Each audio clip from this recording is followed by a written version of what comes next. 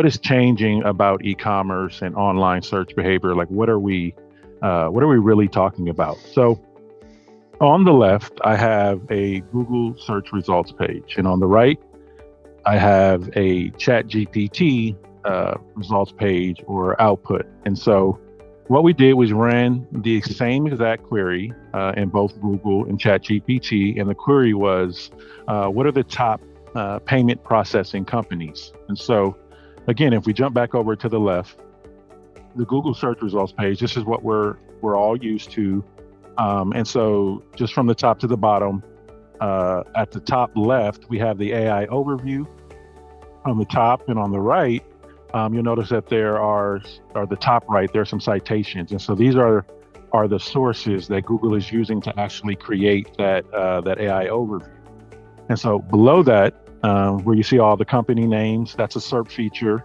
And that SERP feature is called the entity carousel, and also known as the list pack.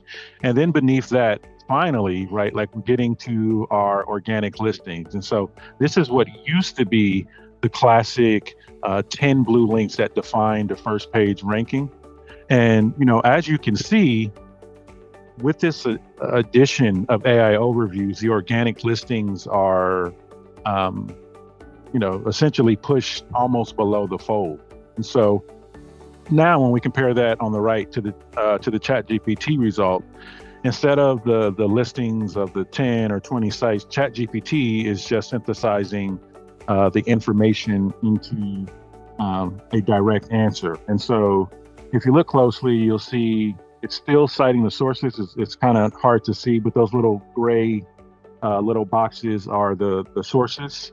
And so, for example, at the bottom, if you're looking at the PayPal is being sourced from Investopedia, right? And so ChatGPT's large language model is saying that we trust this site and we trust this, PayPal. Obviously, there's other information, but this is the source that it chose to pull that information from.